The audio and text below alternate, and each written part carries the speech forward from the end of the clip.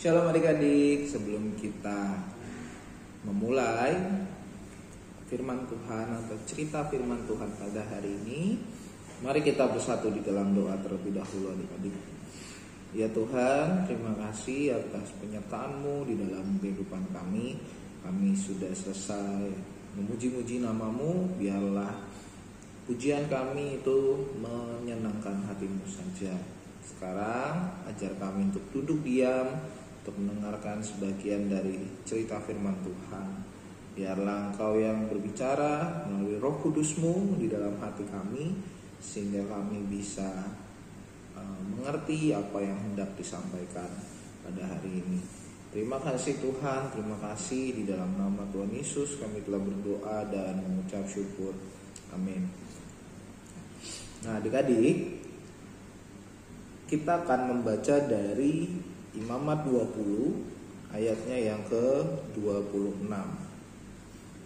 Imamat 20 ayatnya yang ke-26. Kakak bacain ya buat kita semua. Kuduslah kamu bagiku, sebab aku ini Tuhan kudus, dan aku telah memisahkan kamu dari bangsa-bangsa lain, supaya kamu menjadi milikku. Nah adik-adik, hari ini kita mau mendengar cerita mengenai Allah suci adanya. Nah adik-adik, sepanjang perjalanan bangsa Israel sampai ke tanah Mesir, dari tanah Mesir sampai ke tanah Kanaan, mereka itu udah berkali-kali memberontak sama Tuhan. Contohnya mulai dari gak diberi roti sama gak diberi roti sama gak diberi air. Mereka itu berontak sama Tuhan. Mana Tuhan yang menyertai kita, atau mana orang-orang yang rindu untuk menyertai kita gitu loh. Mana orang-orang yang sudah membawa kita keluar dari perbudakan. Itu membuat kita tersiksa, bangsa Israel. Bahkan bangsa Israel butuh waktu 40 tahun untuk kembali dari tanah Israel ke Kanaan. Padahal teman-teman ya, nanti teman-teman kalau di kelas geografi nanti mau tanya sama kakak juga gak apa-apa. Jarak dari Mesir sampai Israel, sampai ke tanah Kanaan itu hanya 12 hari dengan berjalan kaki. Nah bayangin adik-adik, bangsa Israel harus 40 tahun muter-muter karena mereka tidak siap untuk hidup kudus di hadapan Tuhan. Sampai adanya pemberontakan oleh Korah, memberontak kepada Musa karena kesombongannya. Korah yang melawan apa yang Tuhan berikan kepada bangsa Israel. Dan pertanyaan-pertanyaan, apakah benar semua umat Israel itu dikhususkan untuk Tuhan, atau memang benar bahwa Tuhan di tengah-tengah mereka, atau memang benar orang Israel itu disertai oleh Allah. Tetapi itu perkataan itu dijawab oleh Musa dengan keras gitu kepada Korah. Apakah tidak cukup bagimu bahwa Tuhan sudah memisahkan kamu dan semua saudaramu orang Lewi dari bangsa Israel, sehingga kamu dapat tinggal dekat dengan Tuhan dan melayani di kemah suci? Itu adalah bagian yang Allah berikan kepadamu. Sekarang kamu coba mengambil bagian Harun, kamu bersengkokol melawan Tuhan. Korah itu ingin menjadi imam besar, seperti yang kakak pernah ceritaan di bulan lalu, bahwa Harun itu adalah imam besar pertama di Israel. Korah itu adalah sepupu atau saudara dari Harun, dan dia memiliki kesombongan dan kecemburuan kepada Harun untuk menjadi imam besar. Nah, itu sikap hati yang kurang baik ya adik-adik.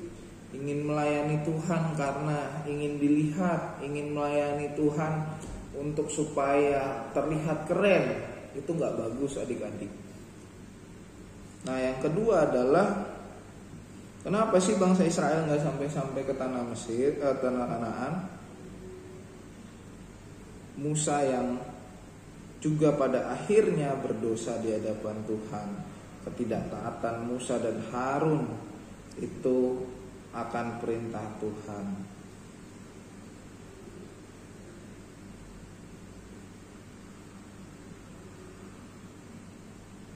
Musa dan Harun pada masa itu mencari air ya adik-adik. Setelah hampir 40 tahun mereka mengelilingi padang gurun, Musa dan Harun pergi ke kemah suci. Mereka berlutut kepada Tuhan. Kemudian kemuliaan Tuhan menyinari mereka. Tuhan berbicara, ambil tongkatmu dan kumpulkanlah semua orang bersama-sama. Di depan mereka engkau harus berkata kepada bukit batu yang ada di sana supaya memancarkan air. Demikianlah engkau harus mengeluarkan air dari batu itu supaya rakyat dan ternak mereka dapat minum. Nah, setelah mendengar kata-kata itu, Musa kembali atau mengambil tongkat, dia dan Harun memimpin bangsa Israel ke batu yang Tuhan tunjukkan, tetapi hati mereka dibakar kemarahan.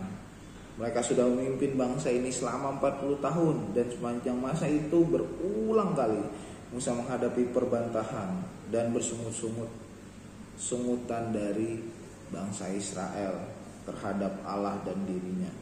Generasi baru yang baru belum berubah. Ketika Musa dan Harun mengumpulkan orang Israel di depan bukit batu itu dengan suara keras, Musa berkata, dengarlah hai kaum pemberontak, apakah kami harus mengeluarkan air dari kaki bukit ini untukmu? Lalu Musa mengangkat tongkat yang tergenggamnya, dan Musa tidak berkata kepada bukit itu, melainkan memukul 2 kali. Mengalirlah air dari dalamnya. Nah, adik-adik, cerita itu menggambarkan bahwa Musa pun bisa tidak taat kepada Allah. Musa pun bisa marah. Musa pun adalah manusia biasa ya adik-adik. Dan dia pun masih dipengaruhi oleh dosa. Ketika Musa itu marah sama orang Israel, aku ini udah capek Tuhan, 40 tahun itu penuh dengan pemberontakan, penuh dengan sungut-sungut dari bangsa-bangsa Israel. Generasi ini belum berubah Tuhan, belum layak untuk masuk ke dalam tanah perjanjian itu. Tetapi responnya Musa malah tambah marah karena Tuhan malah menyuruh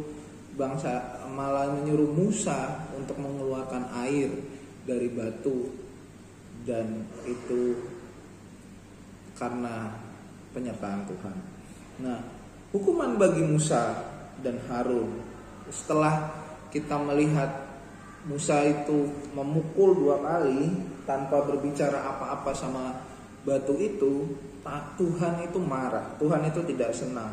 Sementara orang banyak itu menikmati air yang memancar dari bukit batu itu, Tuhan Allah berfirman kepada Musa demikian, engkau kurang percaya kepadaku, engkau tidak berkata kepada bukit itu, melainkan memukulnya sampai 2 kali.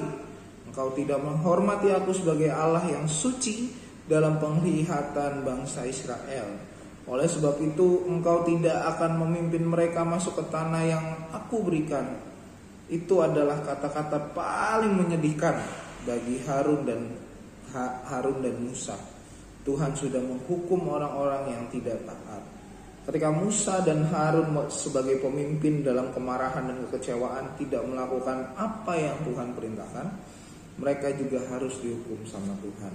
Nah adik-adik, meskipun Harun dan Musa itu adalah nabi dan imam pertama pada masa itu yang memimpin bangsa Israel, mereka tidak diizinkan untuk masuk ke tanah Kanaan. Lalu bagaimana perasaan kalian berpikir tentang hukuman Tuhan kepada Korah dan kepada Harun dan kepada Musa, mengapa mereka dihukum begitu keras oleh Tuhan? Bagaimana perasaan kalian ketika melihat tongkat Musa itu digunakan untuk dosa? Apakah kamu merasa Tuhan terlalu keras kepada mereka? Mari kita melihat bahwa Allah yang memimpin bangsa Israel untuk keluar dari tanah Mesir, mereka dibebaskan oleh Allah karena kasihnya Allah, karena Allah melihat betapa menderitanya orang-orang yang dipilih oleh Dia. Tetapi Tuhan juga punya kemarahan. Tuhan itu bukan kemarahan. Tuhan itu bisa marah kalau kita itu hidup tidak kudus, hidup tidak sesuai dengan perintahnya.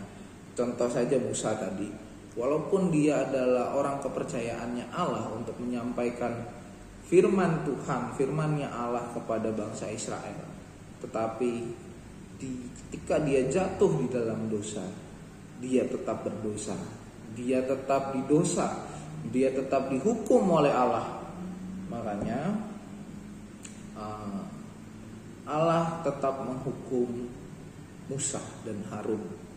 Akan tetapi kok Tuhan jadinya nggak punya kasih, Kak? Tidak punya pengampunan.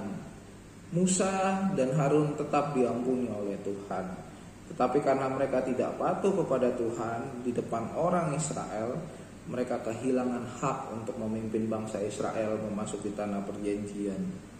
Dan di kemudian hari Musa meminta kepada Tuhan untuk mengizinkan dia masuk ke tanah perjanjian, tetapi Tuhan tidak mengubah keputusannya. Berarti kita orang-orang masa kini harus lebih hati-hati ketika bertindak. Apakah sudah sesuai dengan firman Tuhan?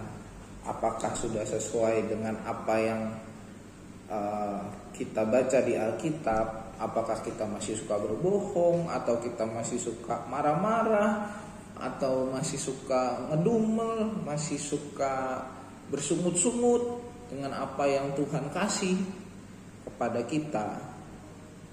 Kita harus melihat bahwa Allah yang kudus itu tidak membiarkan kita untuk hidup tidak kudus, untuk membiarkan dosa ada di dalam kehidupan kita.